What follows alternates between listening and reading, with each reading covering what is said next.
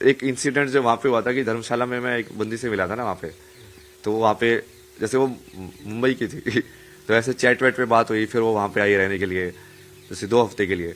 तो 2 हफ्ते तो जैसे कि साथ में ही थे ना वो पूरा, उस टाइम पे जैसे अलग ही ले लो स्पिरिचुअल उस बहुत सारी हुई मैंने ये कभी किसी को नहीं बताया ना, ये जो मेन ट्रिगर जो इंसिडेंट था धर्मशाला के अंदर जो हुआ था, फिर तो उसके वजह से एक फीमेल का एक वो बना कि हाँ भाई ये सब लाइक बिल्कुल ही अलग इमेज बनी, साइकोलॉजिकली तुम बहुत अलग बन जाते हो उसकी वजह से। फिर उसके बाद जैसे साथ में हुआ बहुत सारी चीजें हुई, लेकिन मेरे पर्सनल इंसिडेंट्स भी हो जाके मैंने रियलाइज किया कि यार जो कर रहा है वो एक्चुअली में गलत है। कई बार वो चीज समाज में एक्सेप्टेड होती है कि जैसे किसी को टच करना भी ऐसे कि नहीं नहीं ऐसा नहीं करना चाहिए, कि समाज में सब कर रहे हैं तो तुम भी करने लग जाते हो। बट वो मेरे पर्सनल अनुभव से भी समझ में आया मुझे कि यार ये तो बहुत ही गलत है। और फिर एक इंसिडेंट जो वहां पे हुआ था कि धर्मशाला में मैं एक बंदी से मिला था ना वहां पे, तो वहां पे जैसे वो मुंबई की थी तो ऐसे चैट वैट पे बात हुई, फिर वो वहां पे आई रहने के लिए जैसे 2 हफ्ते के लिए। तो 2 हफ्ते तो जैसे कि साथ में ही थे ना वो पूरा, उस टाइम पे जैसे अलग ही ले लो स्पिरिचुअल उसमें था वो मैं, बट वो मैंने कभी समझा नहीं उसको। और उसने मेरे को चीज जो बोली थी ना वो मेरे को अभी भी लाइक खतरा अंदर तक याद थी, मतलब कि बोला कि तू तो एम्प्टी है यार, मतलब कि तू तो पूरा खाली है, तू तो कहीं पे भी झुक जाता है मतलब। और वो इतने दिल से बोली थी ना वो बात अंदर गई। बट उसने जैसे बाद में बताया ना जब वो चीज वापस चले गई, उसने बाद में बताया कि उसके साथ भी ऐसे जैसे रेप का ऐसे कुछ इंसिडेंट हुआ है। तो उसकी वजह से चूंकि हम भी फिजिकल उसमें इन्वॉल्व थे ना, तो फिर मुझे वो बहुत ज्यादा वैसे एकदम से हिट किया कि यार अब मैं खुद को एनालाइज करने लग गया कि यार मैंने जो किया वो तो पूरा सेंसिटिविटी के साथ किया ना, मतलब कि हाँ मैं तो कहीं पे फोर्सफुल नहीं था या ऐसे। अब फिर मैंने बहुत सारे जैसे हेल्पलाइन में कॉल किया कि जब ऐसे केस होते हैं तो ऐसे लोगों से कैसे बात करनी चाहिए। पूरी पढ़ाई की मैंने उसकी कि हाँ ऐसे मतलब क्या सेंसिटिविटी रखनी चाहिए या कैसे उस चीज को हील किया जा सकता है किसी इंसान के साथ हुआ हो तो। और बट उसकी वजह से मेरा वो बचपन का सारा ट्रॉमा एक्टिवेट हो गया सारा का सारा वो हेल्पलेसनेस वाला, कि तुम बचपन में भी तुम देख रहे थे वुमेन के अगेंस्ट वायलेंस होता, तुम कुछ नहीं कर पा रहे थे, तुम बच्चा हो गए सिर्फ देख रहे थे। और यहाँ पे भी तुम सिर्फ देख रहे हो, तुम कुछ कर ही नहीं पा रहे हो, किसी की मदद कर ही नहीं पा रहे हो। और उसकी वजह से वो पूरा मतलब मुझे सिर्फ वो इंसिडेंट ही घूमता रहता था मेरे दिमाग में, वो मेन डिप्रेशन का कारण वही था, सिर्फ वही इंसिडेंट घूमता रहता था पूरे टाइम मेरे दिमाग में। बचपन में मैं रोक नहीं पाया, जवान हूँ, करने लायक हूँ, रोकने लायक हूँ, फिर भी कुछ कर नहीं पा रहा हूँ। तो मैं थेरेपिस्ट से यही पूछता था कि मुझे सिर्फ ये फ्रीज वाली ये हेल्पलेस वाली फीलिंग नहीं चाहिए, मुझे चाहिए कि मेरे सामने कुछ हो रहा हो तो मेरे हाथ जाम ना हो, क्योंकि वो वैसे वाला डेवलप हो गया, वैसे वाला कैरेक्टर। इसको बताओ कि इसको तुम कैसे सोल्व करोगे। तो वहां से फिर वो जाते जाते जाते जाते जैसे आपने बताया ना, और फिर जैसे एनलाइटनमेंट के बाद भी फिर वो वही चीज थी, ट्रिगर पॉइंट था जो फिर से वापस आया।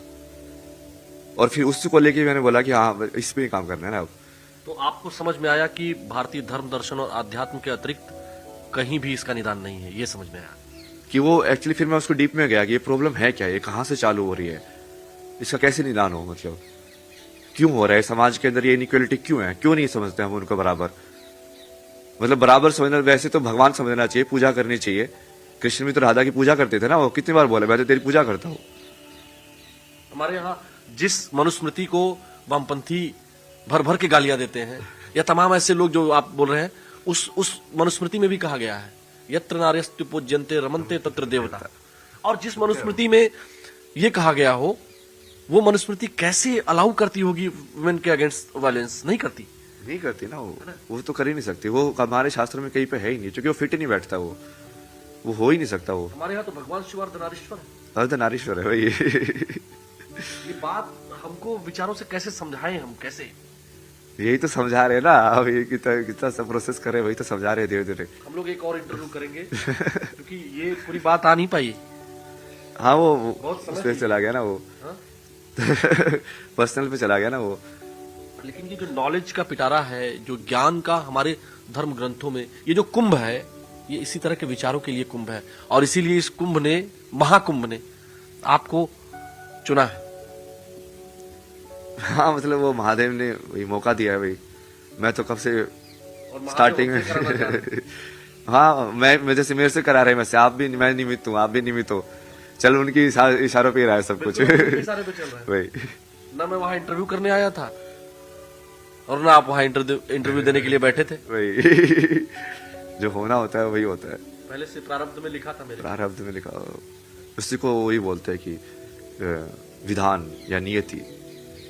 राम भी कितनी बार बोलते हैं ना कि ये नियति है, लक्ष्मण को समझाते हैं कि ये तो नियति है, नियति को तो मानना पड़ता है। तो आज का ये साक्षात्कार कहें, बातचीत कहते हैं, संवाद कहते हैं। संवाद सबसे बढ़िया शब्द है। संवाद के अंदर भी देखे ना, सम देखना आपको कितनी जगह पे यूज हुआ है। संस्कृति, संवाद, संसार। सम शब्द बराबर जिससे होता है ना, कि मतलब संवाद वही होगा ना जिसमें हम दोनों बातचीत कर रहे हो, हम दोनों एक दूसरे को सुन रहे हो, तब संवाद हुआ। बराबर में वाद हुआ, मतलब वाद तो बोलने को ही बोलते हैं ना।